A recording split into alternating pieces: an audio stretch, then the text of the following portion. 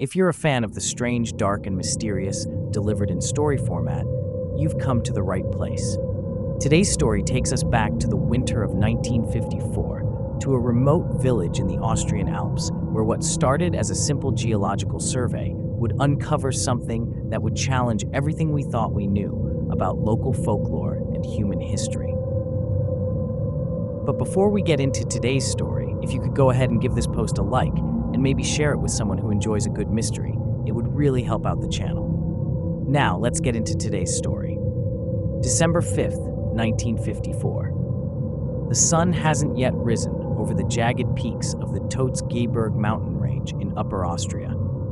Dr. Heinrich Weber, a respected geologist from the University of Vienna, is loading his equipment into a rugged Land Rover. You see, Dr. Weber has been commissioned by the Austrian government to conduct a comprehensive survey of the region's extensive cave systems. But here's the thing, this isn't just any ordinary survey. The Totes Gebirge, which literally translates to dead mountains, has always been shrouded in mystery. Local folklore speaks of strange creatures that emerge during the winter months, particularly around the Feast of St. Nicholas. The most famous of these is Krampus, a horned devil-like entity that punishes misbehaving children.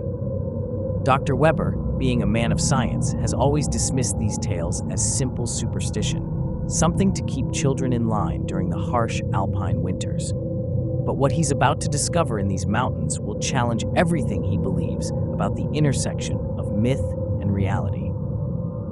As Weber drives up the winding mountain road, he's joined by his research assistant, Maria Gruber, a local girl who grew up in the shadow of these peaks. Maria has always been different from the other villagers. While they cling to their ancient traditions and warnings about venturing too deep into certain caves, she embraces scientific methodology with an almost religious fervor. But there's something else about Maria that Weber doesn't know, something that will become critically important as their day unfolds.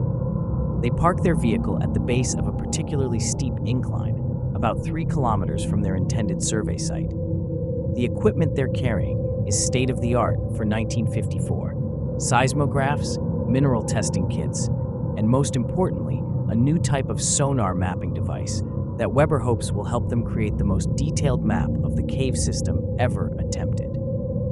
As they begin their hike up the snow-covered slope, Maria suddenly stops. She claims to hear something, a sort of rhythmic thumping coming from deep within the mountain. Weber, straining his ears, hears nothing but the whistle of the winter wind through the bare trees.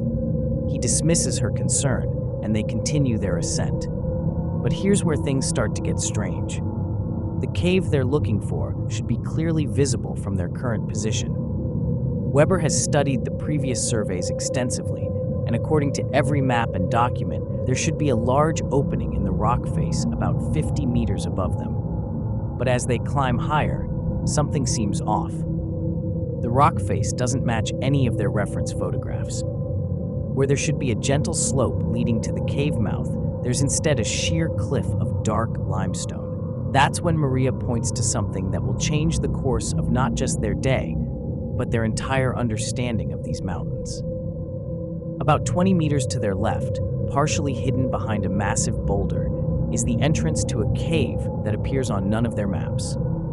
Now, you might be thinking, finding an unmapped cave in the Alps isn't that unusual. The region is riddled with thousands of caves, many of which remain unexplored. But here's the thing, this particular section of the Totes Gebirge had been extensively surveyed at least 6 times since 1920. The idea that everyone had somehow missed a cave entrance this size was, to put it mildly, impossible. What happens next would challenge the sanity of everyone involved. As Weber and Maria approach the cave entrance, they notice something unusual about the surrounding rock. The limestone appears to be marked with deep, regular grooves, almost like claw marks, but far too precise and geometric to have been made by any natural process. Weber takes several photographs and samples, noting that the marks appear to be incredibly ancient, with significant mineral deposits built up within the grooves. The cave opening itself is roughly circular, about 3 meters in diameter, and appears to descend at a steep angle into the mountain. The air flowing out of it is surprisingly warm, which immediately catches Weber's attention. You see, cave temperatures in this region typically hover around 4 degrees Celsius year-round, but the air emerging from this opening feels more like room temperature. Before entering, Weber follows standard safety protocols. He sets up a base station for their radio equipment and marks their position on their maps. He and Maria put on their protective gear, helmets with mounted lights, rope harnesses, and oxygen monitors. Everything about this initial preparation is by the book. But that's when Maria notices something that makes her blood run cold. The snow around the cave entrance, it's melting. Not just a little bit, but in a perfect circle, radiating out from the opening. And the pattern it's creating, it looks almost like, well, Maria would later describe it in her journal as looking like a giant handprint, as if some massive being had pressed its palm into the mountainside. Weber, ever the scientist, begins taking temperature readings and soil samples. But as he works, both he and Maria become aware of something else, a sound coming from deep within the cave. Remember that rhythmic thumping Maria heard earlier? Now they can both hear it clearly. It's like a heartbeat, but impossibly slow and deep, resonating through the rock itself. They enter the cave. The passage descends steeply, requiring them to use their ropes and climbing gear.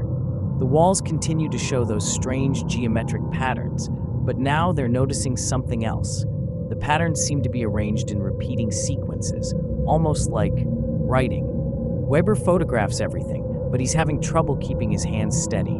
There's something about these marks that feels intentional and ancient, far more ancient than any human writing should be in these mountains.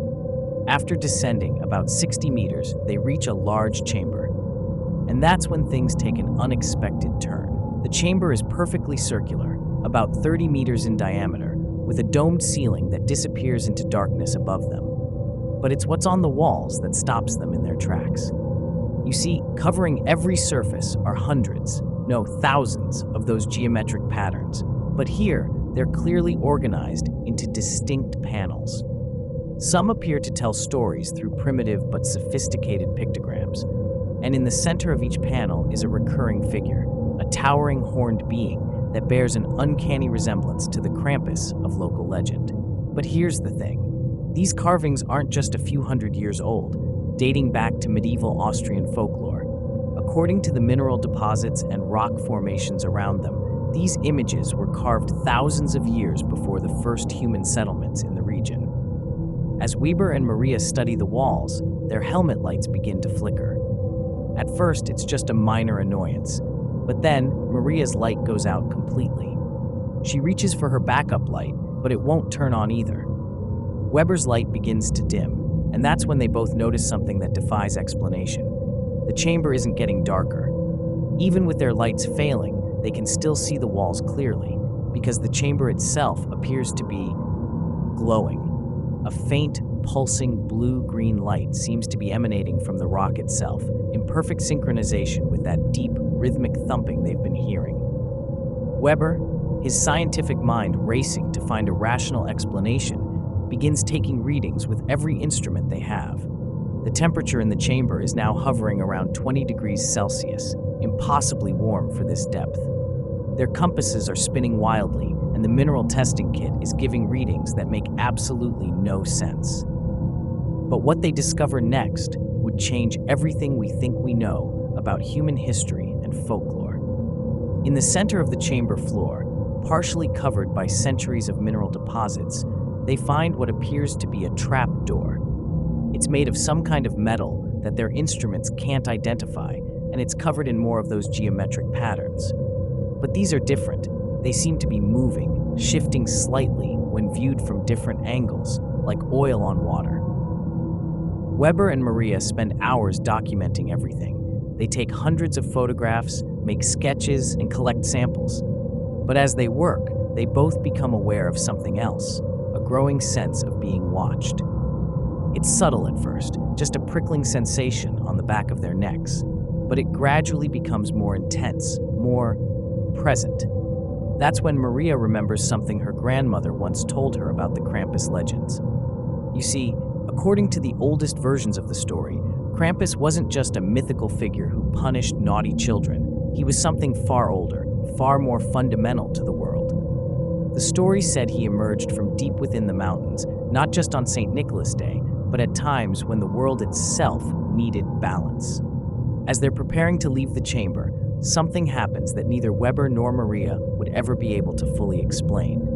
The geometric patterns on the walls begin to pulse with light, and that rhythmic thumping grows louder, more insistent. The trapdoor in the floor begins to vibrate, and for a brief moment, just a fraction of a second, both Weber and Maria swear they hear something that sounds like breathing. Deep, ancient breathing, coming from beneath their feet. They make their way back to the surface in record time. What happened next would ensure that this discovery remained hidden for decades. When Weber and Maria returned to the University of Vienna with their findings, they were met with immediate skepticism. Their photographs were dismissed as hoaxes, their samples were said to be contaminated, and their story was written off as a shared delusion brought on by oxygen deprivation in the cave. But here's the thing. Weber and Maria weren't the only ones who knew about what they'd found. Within days of their return, strange things began happening. Their research notes disappeared from locked offices. Key photographs went missing from sealed evidence bags. And most mysteriously, every single one of their instruments, the ones that had taken those impossible readings in the cave, stopped working simultaneously, their internal components found to be completely melted, despite no signs of external damage. Weber would spend the rest of his career trying to organize another expedition to the cave. But every attempt was blocked by unexplained bureaucratic obstacles. Funding would fall through at the last minute. Permits would be denied for reasons that made no sense. And perhaps most tellingly, the few colleagues who did believe him and tried to help all reported the same dream. A towering, horned figure standing in a glowing chamber, raising a finger to its lips in an unmistakable gesture of silence. Maria Gruber took a different approach. She returned to her village and began collecting the oldest versions of the Krampus legends she could find. What she discovered was fascinating. The stories seemed to change dramatically around 1954, becoming darker, more specific. The villagers who had previously dismissed Krampus as a simple cautionary tale began treating the tradition with a new kind of reverence. And here's the most intriguing part. Every year since 1954, on the night of December 5th, the villagers report seeing strange lights on the mountain where Weber and Maria made their discovery.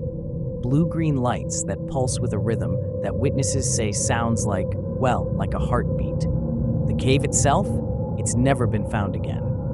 Numerous expeditions have tried to locate it, using Weber's detailed maps and photographs as guides. But the entrance seems to have vanished, as if it never existed at all. But there's one final detail that adds another layer to this already bizarre story. In 2015, during a routine digitization of the University of Vienna's archives, a research assistant found something unusual, a single photograph that had slipped behind a filing cabinet decades ago. It shows Weber and Maria standing at the entrance to a cave, their faces illuminated by that strange blue-green light. And in the background, barely visible in the shadows, there appears to be a figure, a very tall, very ancient-looking figure with horns. The photograph was sent for analysis, but before any tests could be conducted, it disappeared. Just like everything else connected to the Krampus cave discovery. To this day, the villagers in that region of the Totes Gebirge have a saying: some mysteries aren't meant to be solved, some doors aren't meant to be opened, and some mountains keep their secrets for a reason. But that's just a story, right? If you enjoyed this tale of the strange, dark, and mysterious, remember to like and share.